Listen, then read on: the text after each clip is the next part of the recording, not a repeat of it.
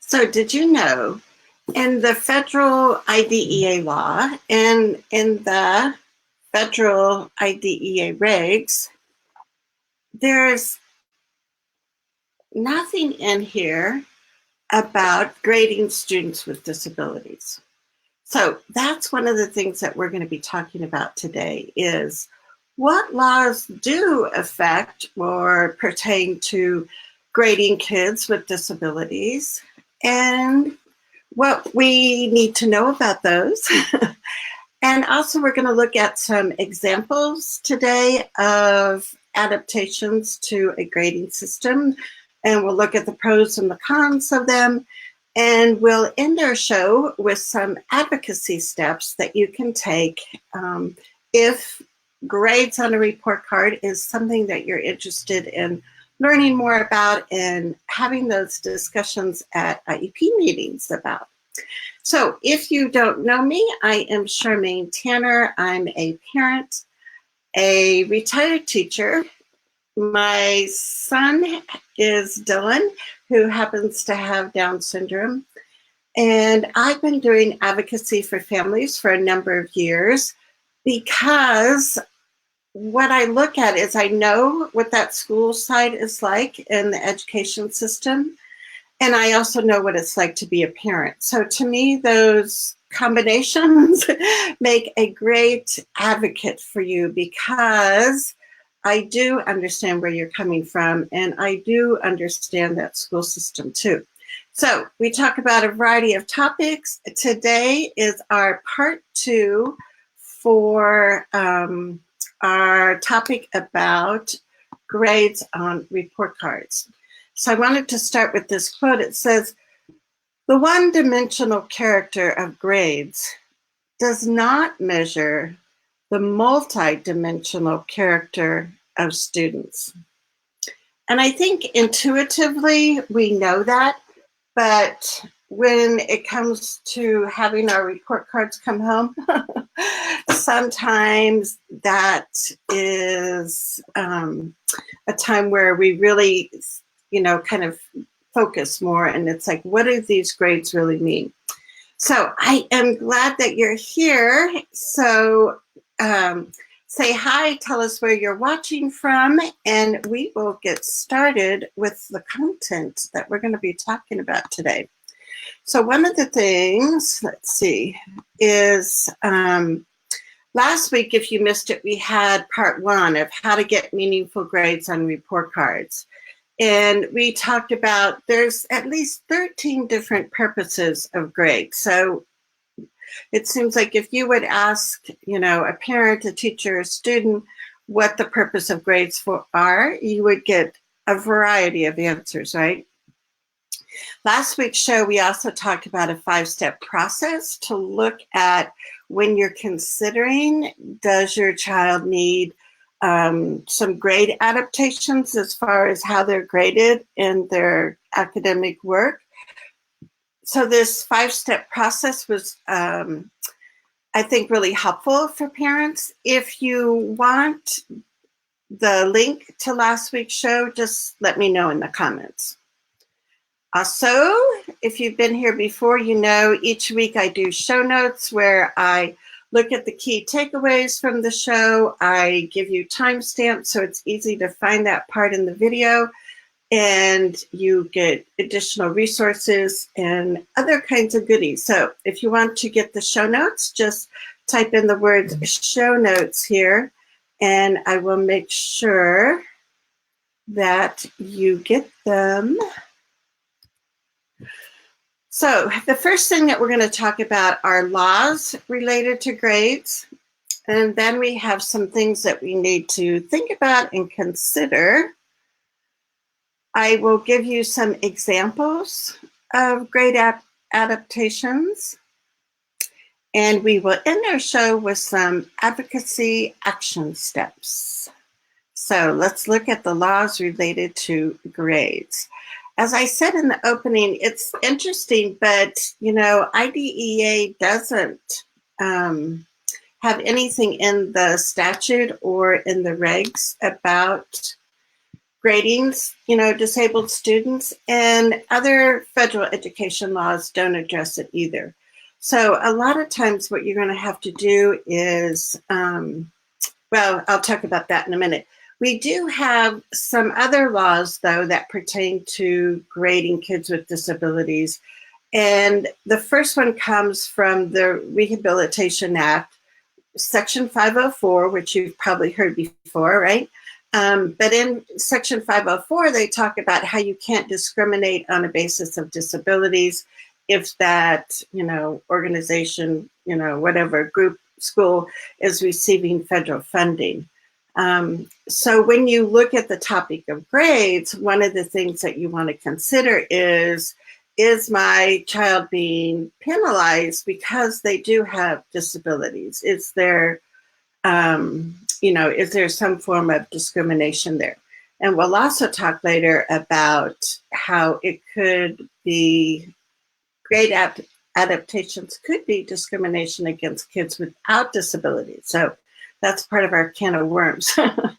But Title II of the Americans with Disabilities Act also talks about you can't discriminate on the basis of disability, even if no federal funding is received.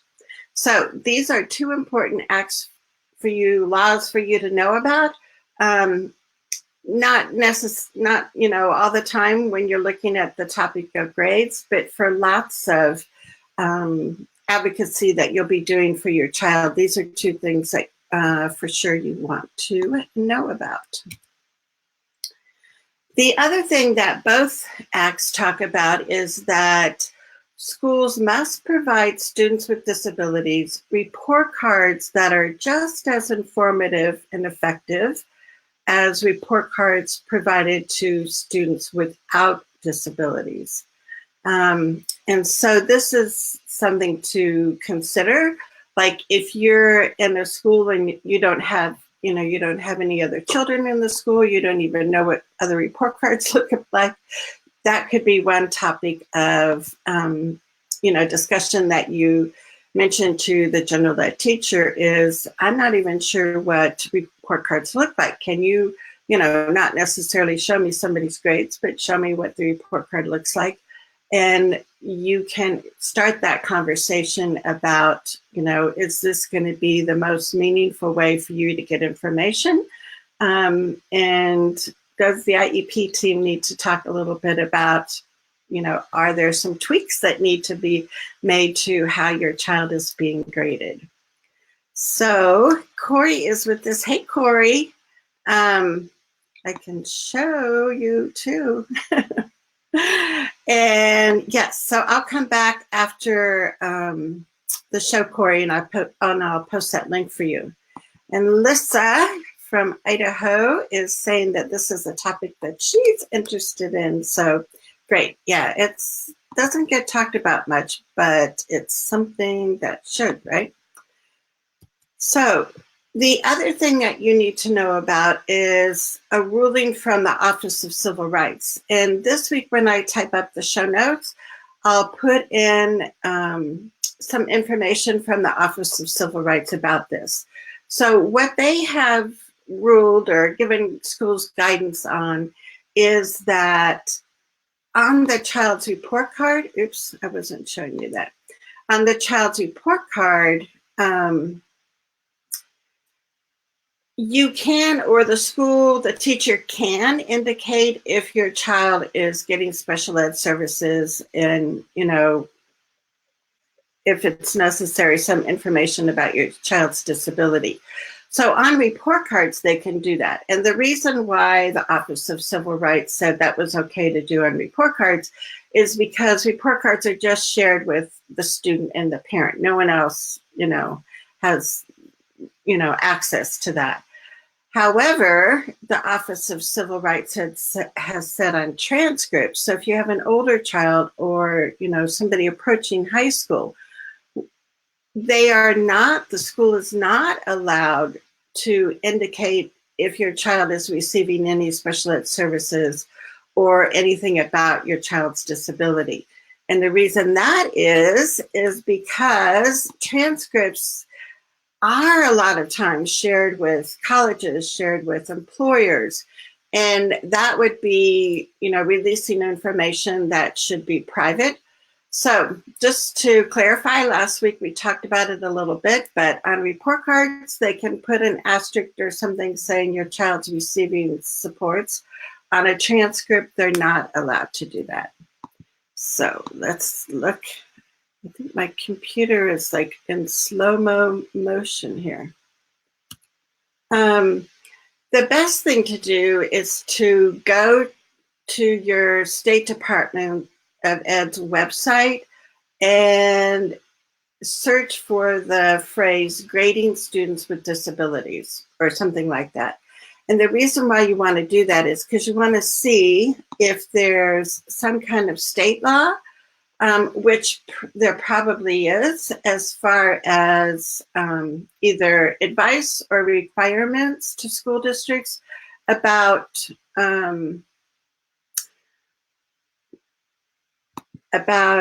grading students with disabilities. So just because nothing is in the federal law, IDEA, you want to always know what your state laws say. So you can research. It's sometimes hard on Department of Ed websites to find things, but usually they have a search box and you could just type in grading students with disabilities and see what comes up. If you're not finding it, you can always talk to your special ed director or principal and ask. The other thing that you want to research is if your school district, if your school board has adopted any policies about grading, because sometimes the State Department will say it's up to our school districts to decide. So there's no state law, right? But if you still want to go one level deeper and make sure you know what your school district is saying about grading policies. And you don't want to just take it for like, wow, we have a school district policy that doesn't let us do that.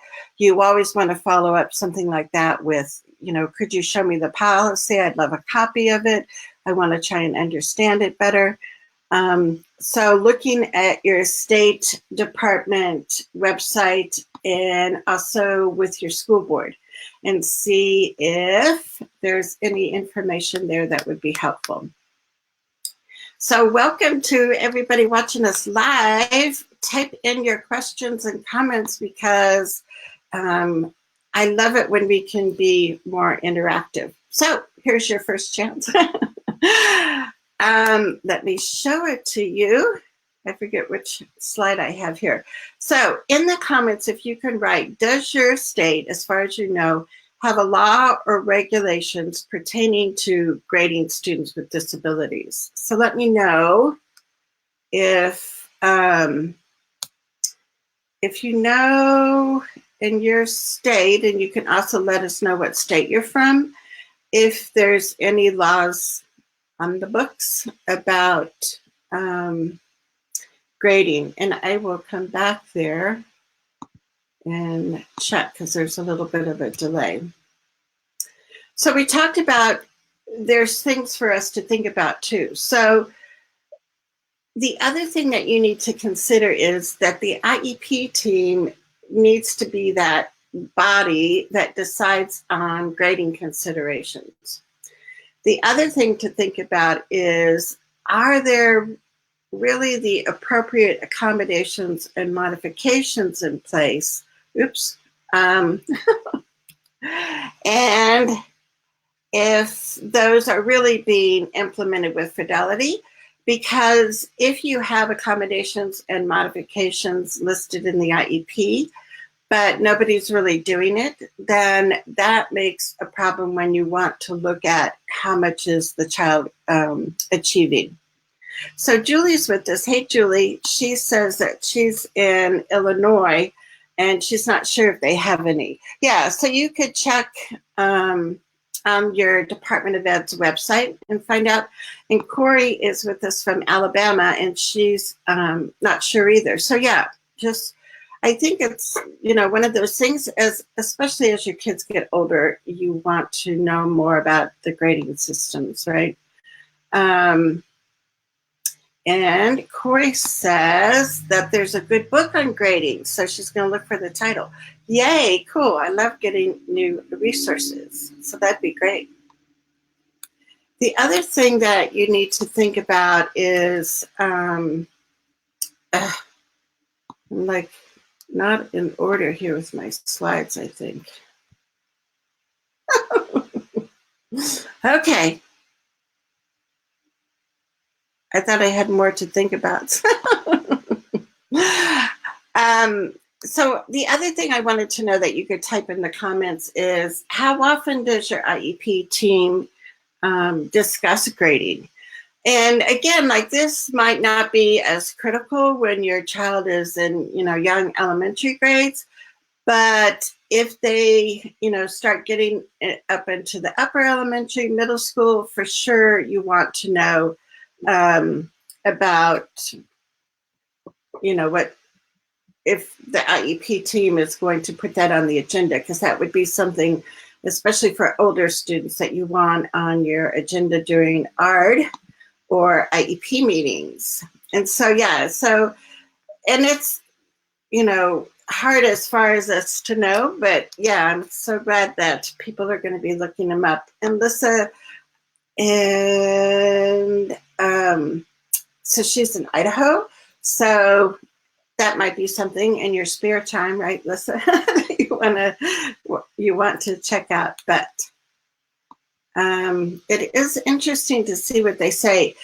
Actually, Texas, now that I think of it, that was one of the resources that another parent in Texas shared with me. And so we had that in our, let's see, we had that in our resources last week. So I'll share that again with you, because Texas does have a state policy, and it actually has some really good information there too. So yeah, that would be cool to share. So look, we've got some more people. So yeah, whenever you have a comment or a question, please know that you can type it in there. Tracy says that their IEP team hasn't discussed it, but they will next week. So you have to let us know, Tracy, what happens with that. So welcome. The one thing that I was going to make sure that you know is you can type the words show notes in the comments, and you'll get the kind of key takeaways from today's show, some other resources, and so that would be great. And Lissa says that her son's grades have always been modified, though. Yeah, and that's the thing, especially for students with modifications in their IEP, then most often you will want some kind of adaptations to the typical grading system. And we'll talk about that in a minute when we look at some examples here. So let's go back here. Oops.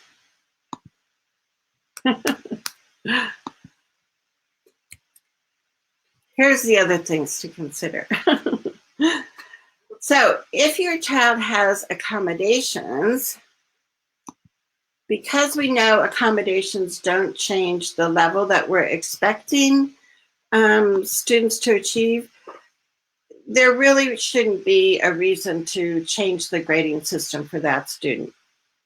We also know that with modifications, we do have different standards. We're not expecting the student to master all the grade level standards. And it might depend on subjects, right?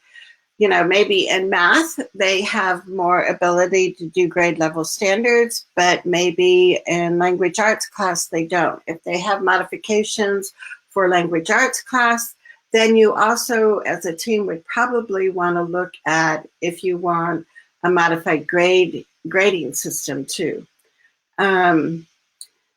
Sometimes you don't need to modify it if you look at, if the child is giving, say, a math test, and the math test is modified, you could still use the same grading system. So if you say, if a student gets 17 out of 20 problems right, they would get an 85% on the test. So you could use that same grading system if you're giving a student a modified test.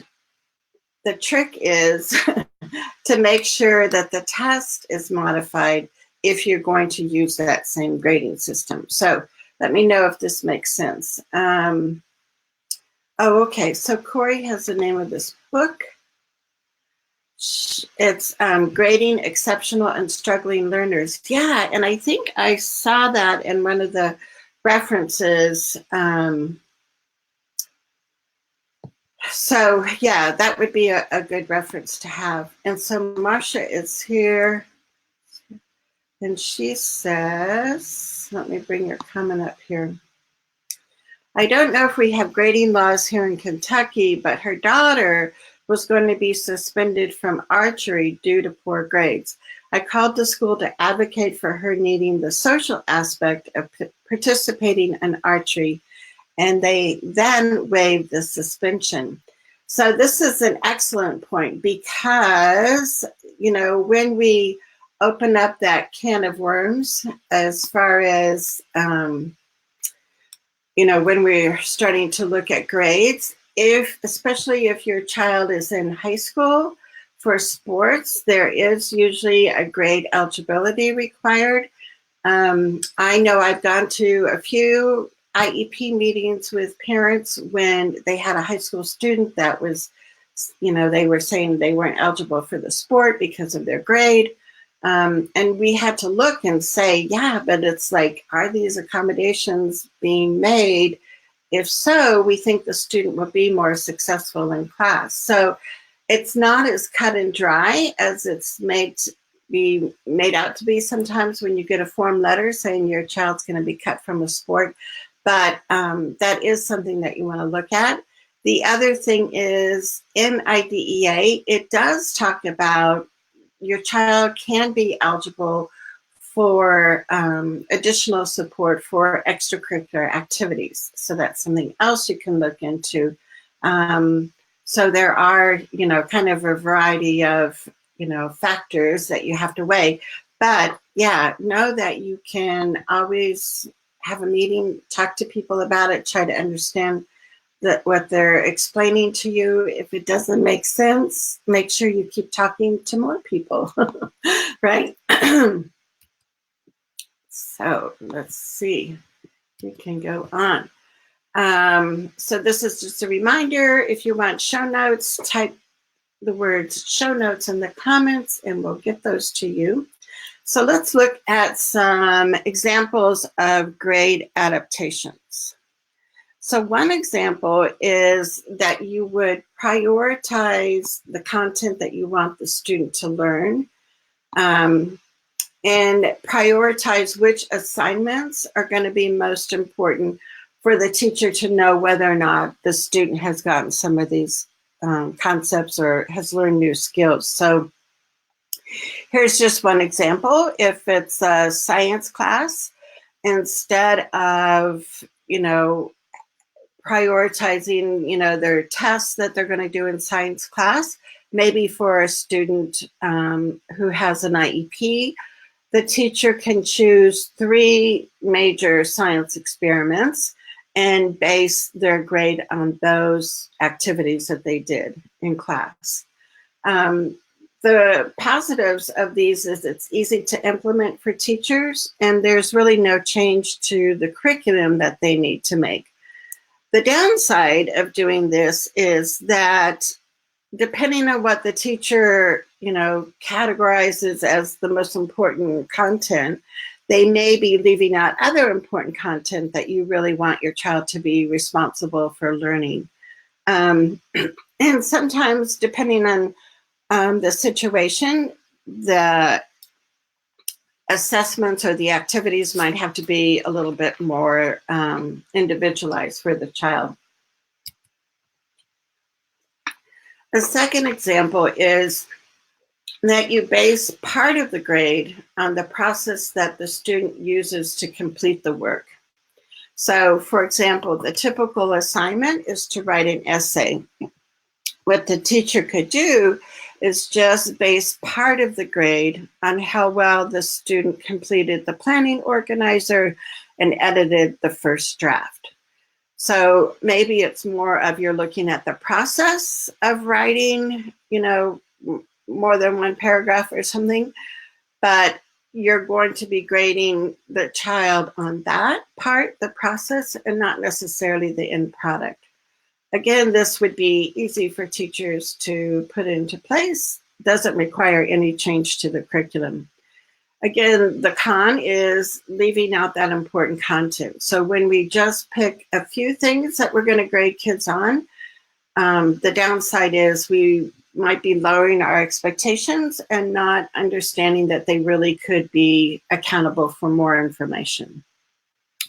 Now, a third example of a grade adaptation is when you add information from the student's work. So this is more like portfolio assessments. And for a lot of students with disabilities, this can be a really rich and more meaningful way to have information to share with parents, to share with the students, and you go back through, this is a sample of your writing that you did at the beginning of the year.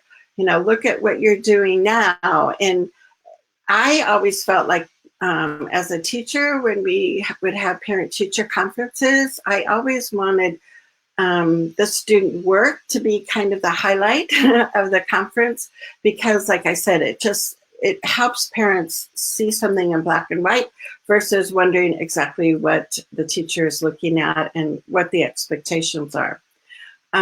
So let us know I think it would be fun to know, like, how do you think that the general ed teacher is grading your child? Do they use something like a portfolio? Do you know if the general ed and the special ed teacher come together to, decide on what the grades are? So just type in the comments. I would be interested also if your school district or your school has any student-led conferences. A lot of districts will do that where it's parent-teacher conference time, but they include the student, and the student is the one showing their work and talking about the process and what they've learned, which I think is another excellent way to get the student voice in the room and to get kids to show what they're proud of, right? So let me know in the comments if any of that is happening in your school district. And this is a common example of a grade adaptation, which is where you change the scale, like the percentage, or you change the weight of how much, an assignment is worth. So sometimes for a grade adaptation, you might look at, having a student be able to earn an A if they get 90 points out of 100 instead of 93. The pluses of doing this, again, is the ease of doing it, but also you can adapt it to the student's abilities when you're deciding what assignments you're going to weigh and how that weight is going to happen. The con is all your assignments that the teacher's using for report card grades might be equally difficult, and so then it's hard to kind of figure out which one you're going to change the weight of. But that is another example of a grade adaptation. So let me know if you have any questions. Let's move on to advocacy action steps, right? Because it's great to learn new things, but if we don't do something with what we just learned, it doesn't help our kids. So one of the things that I want you to think about is that if teachers use the principles of universal design for learning, chances are that there will be less need for accommodations, modifications, grade adaptations. Because if they're using the principles of universal design for learning, they're already, helping your child learn through a variety of ways, helping them show what they've learned through a variety of ways, and that you're keeping them motivated and engaged. So one of the things that can help is to talk to the teachers, talk to the principals, and see, does our school use universal design for learning? And that might be something that you want to learn more about. I have like 11 videos about UDL on my YouTube channel, and I can post the link to those. But that might be something that would help change on a bigger level, not just zeroing in on grades on report cards, but if we did universal design for learning, it would benefit all the kids in our building. So that would be something that you could consider. Another advocacy step that you can take is to remember that the IEP team needs to come up with a process for determining if some kind of adaptation is needed or not. And that process is something that we talked about last week. So I'll make sure you get the link to that. Any resources that you have, like in our show notes, I always put like articles, and now I'll also add the book that Corey suggested. Those are things that you can share with the staff, because chances are they probably haven't even talked about that much as a whole staff as far as grades and report cards. And one of the most important things that we can always do as advocates for our kids is to check up, follow up, monitor if the accommodations and modifications are really understood by the teachers, and if they're really being implemented with fidelity, because that will make a huge difference in your child's learning. And then the fifth step is one that you probably know all about.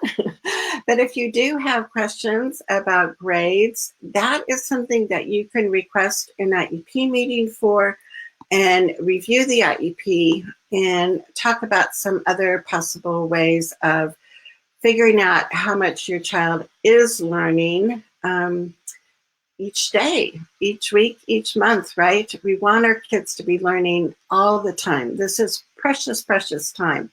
So as much as we can, collaborate with the school staff and come up with some good solutions, the more that our kids win. So we are coming to the end of our show today.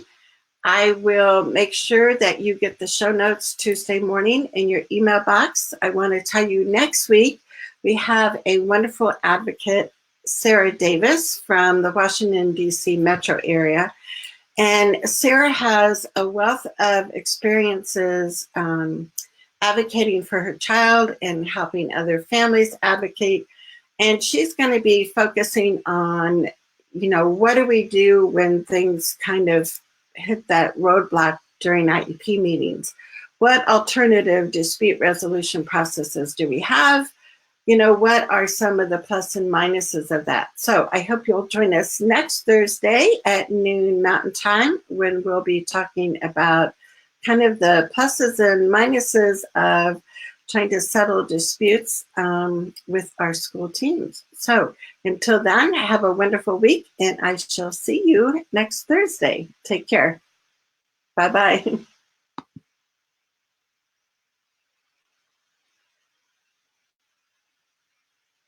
We are ending. Oh, yes, we are.